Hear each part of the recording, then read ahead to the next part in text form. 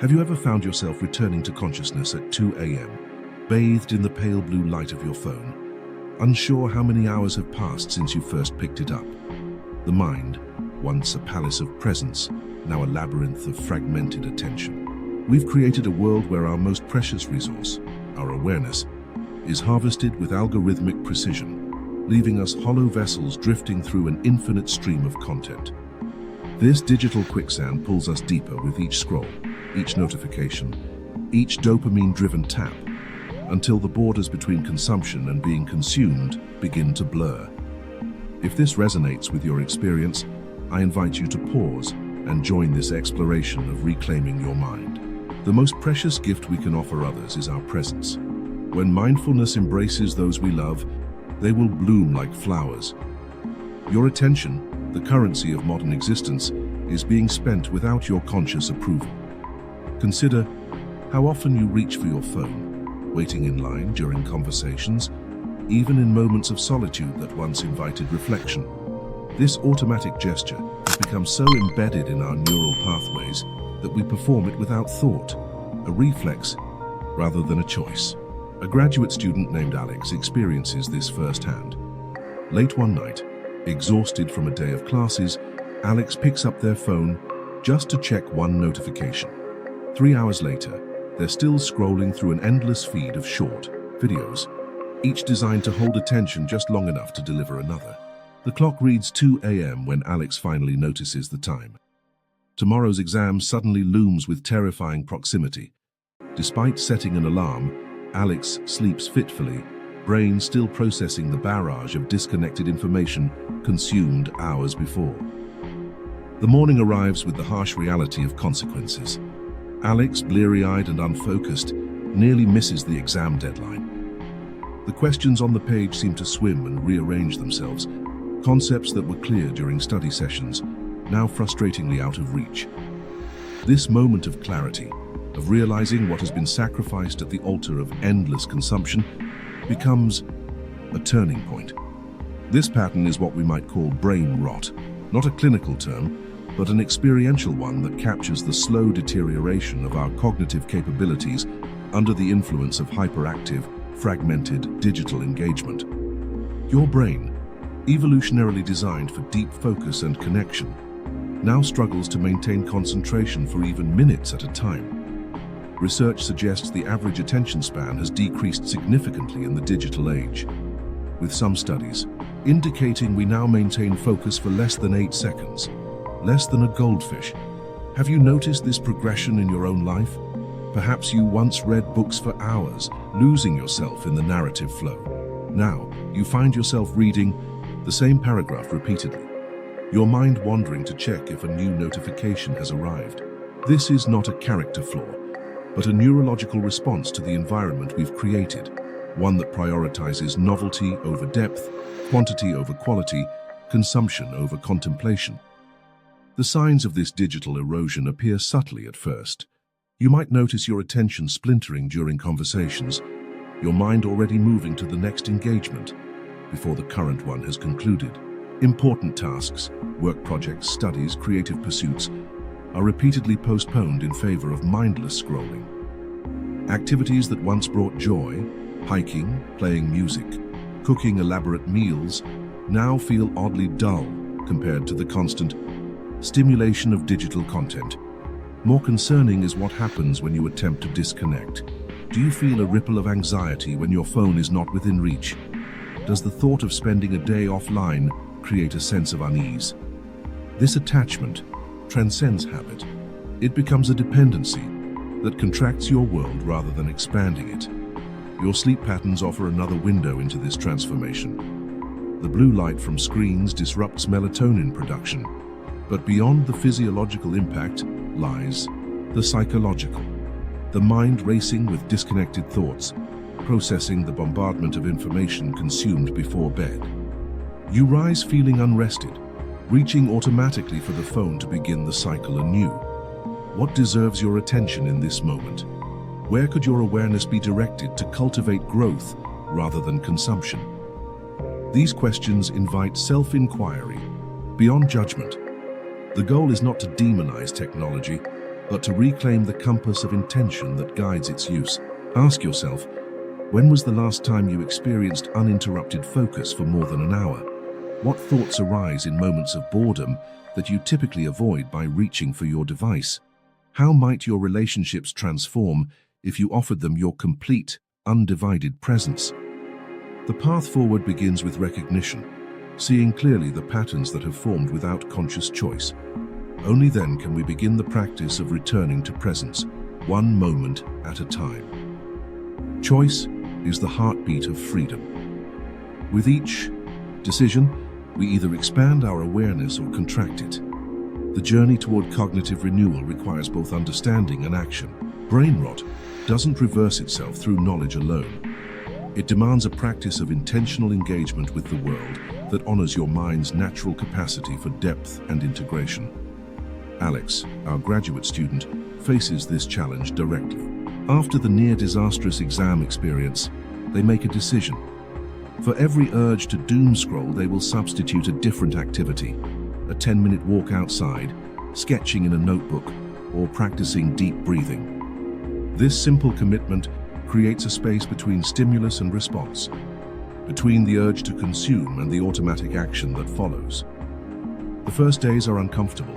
Alex feels the persistent pull of the phone, the phantom vibrations that signal the body's expectation of digital engagement.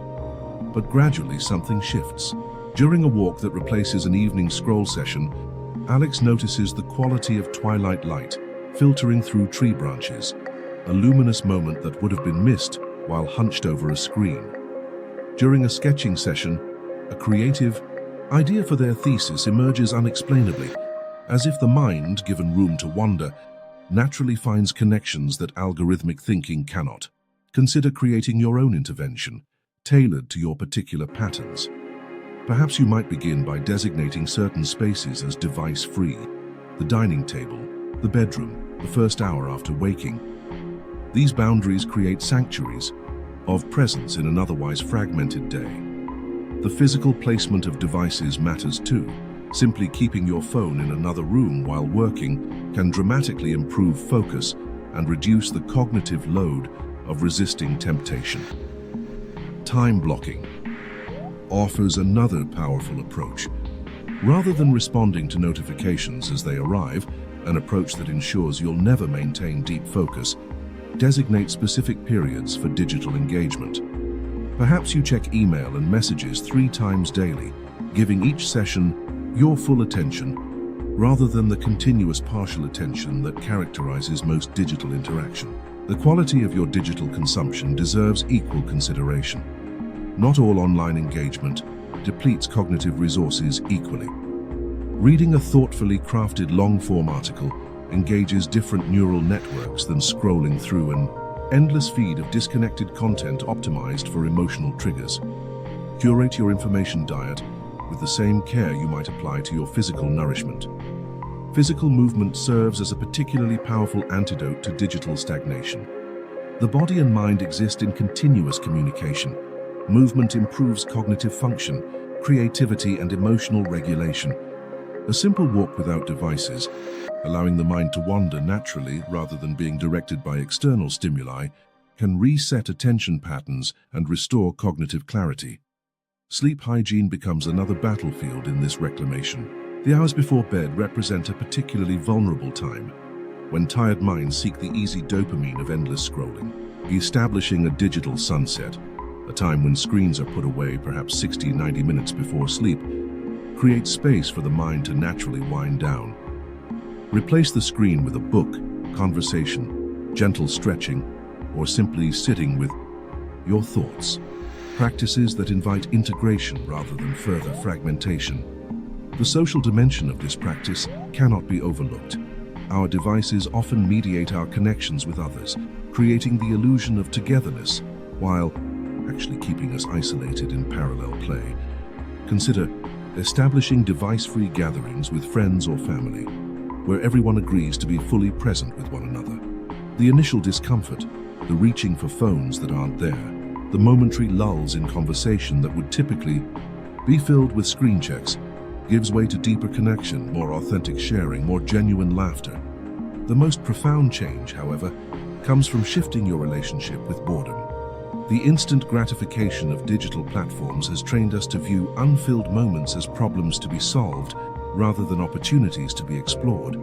Yet, creativity, insight, and authentic self-knowledge emerge precisely from these unstructured spaces. Can you sit with discomfort rather than immediately reaching for distraction? Can you allow thoughts to arise and pass without immediate judgment or action? This is not about perfect execution, but consistent intention. You will likely find yourself pulled back into old patterns, the automatic reach for the phone, the hours that disappear into a scroll hole. When this happens, respond with compassion rather than judgment. Simply notice the pattern, understand the need it might be fulfilling, and gently redirect your attention toward what truly matters. Ask yourself, what need am I attempting to meet through endless consumption? Distraction from uncomfortable emotions, a sense of connection, escape from boredom. Once identified, can you address these needs more directly with greater awareness of their true nature? The authenticity of your engagement with the world, online and offline, emerges from this practice of questioning, of seeing clearly, of choosing with awareness rather than reacting from habit. The strength of your mind is not measured by how much information it can consume, but by how intentionally it can focus on what truly matters. Beyond addressing symptoms, we must build cognitive resilience, the capacity to maintain mental clarity and depth in an increasingly fragmented world. This resilience doesn't develop through avoidance of technology, but through the cultivation of counterbalancing practices that strengthen the mind's natural capacities.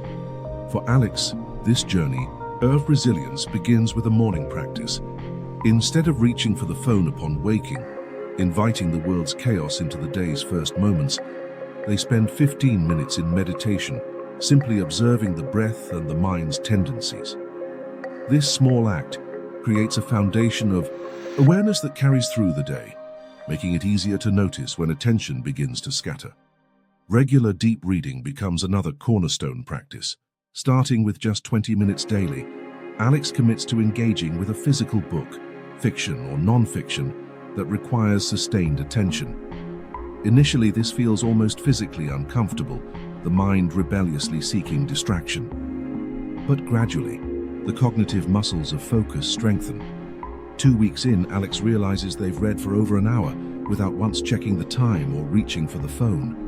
A quiet victory that suggests the brain's plasticity works in both directions. Consider what practices might strengthen your own cognitive foundations. Deep conversation, the kind that explores ideas rather than exchanges information, activates neural networks that support critical thinking and empathy. Creative expression, whether through writing, music, visual arts, or movement, integrates different brain regions and cultivates the capacity for sustained engagement. Even simple practices like cooking a meal from scratch or working with your hands on a project can restore the sense of agency and completion often missing in digital work. Nature immersion offers particularly powerful cognitive restoration. Research in the field of attention restoration theory suggests that natural environments allow directed attention, the kind required for focused work, to replenish itself. The sensory richness of nature engages what psychologists call soft fascination, holding attention without depleting cognitive resources. Even brief exposures, a 20-minute walk in a park, sitting beneath a tree during lunch break, can measurably improve attention and working memory. Your physical well-being fundamentally shapes cognitive function. Regular exercise increases blood flow to the brain, stimulates the growth of new neurons, and improves mood regulation. Nutrition that supports brain health, omega-3 fatty acids, antioxidants, adequate hydration, provides the physical foundation for mental clarity. Sufficient sleep allows for memory consolidation and cognitive restoration. These bodily practices aren't separate from mental well-being, but essential components of it. Community support transforms individual practice into sustainable change. Share your intentions with trusted friends or family members, perhaps inviting them to join in certain aspects of your digital recalibration. Accountability partners, can gently reflect back when patterns slip, while shared device-free activities create new norms that support everyone's cognitive health. The workplace or educational environment often presents particular challenges for sustained attention. Consider implementing approaches like the Pomodoro technique, focused work blocks of 25-30 minutes, separated by brief breaks, to honor the brain's natural attention cycles. Digital tools like website blockers or app timers can create external structure while internal discipline develops. The goal isn't productivity for its own sake, but creating conditions where deep work becomes possible again. Perhaps most importantly, develop a compassionate relationship with your own attention. Notice without judgment when it wanders. Understand that the digital landscape is explicitly designed to capture and monetize this most precious resource. Your struggle isn't personal failure, but the expected response to an environment optimized for fragmentation. Each moment of noticing, each gentle return to presence, represents a small victory in reclaiming your cognitive sovereignty. Ask yourself, what environments allow my mind to function at its best? What activities leave me feeling mentally refreshed rather than depleted? How might I structure my days to honor both focused work and genuine rest? The answers will be uniquely yours, emerging from honest self-observation rather than external prescription. Trust your experience as you navigate toward greater cognitive integrity. In the silence between notifications, in the space between thoughts, you might rediscover the vastness of your own being. The ultimate aim of this journey isn't merely improved productivity or reduced screen time, but a return to a more integrated way of being, one where technology serves your deeper intentions rather than fragmenting them, where your attention aligns with your values rather than being hijacked by external forces. Alex discovers this integration gradually.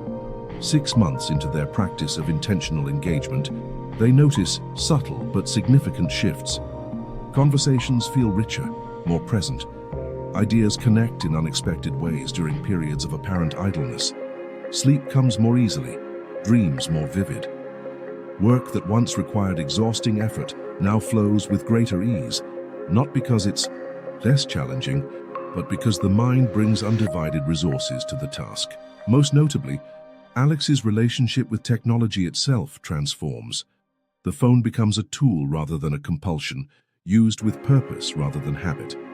Social media, when engaged, becomes a means of genuine connection rather than endless consumption. Even entertainment takes on a different quality, chosen consciously, enjoyed fully, and completed without the restless reaching for more that characterized previous patterns. Your own journey toward digital wholeness will unfold uniquely. Some may find that certain platforms need to be eliminated entirely, while others discover healthier ways to engage with them.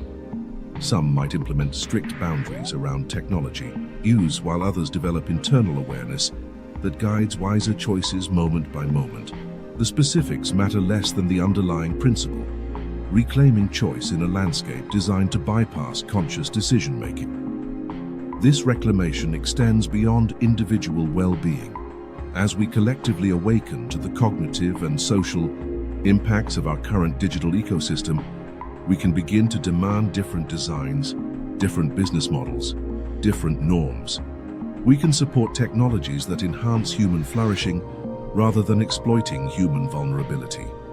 We can create social spaces, online and offline, that honor the depth and complexity of human connection. The path forward isn't rejection of technology, but it's thoughtful integration into a life guided by deeper values. It's recognizing that innovation without wisdom creates tools that may advance rapidly, while moving us backward in what matters most: our capacity for sustained attention, for empathy, for creative thought, for authentic presence with ourselves and others. As you continue this exploration, remember that the journey unfolds one moment, one choice, one breath at a time.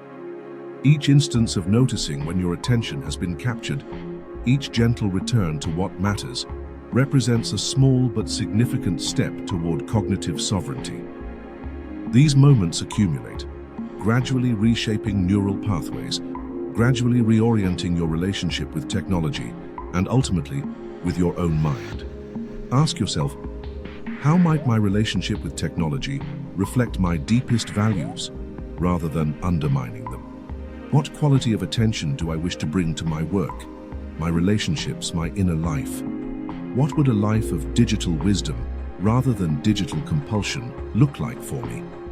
Let these questions guide you as you navigate the complex terrain. To have modern attention, trust that the mind's natural capacity for depth, for integration, for meaning-making remains intact beneath the fragmentation of our current moment. With patience and practice, these capacities can re-emerge, allowing technology to take its proper place as servant rather than master of your awareness. See you next time. Keep your eyes open, your mind curious, and your spirit evolving.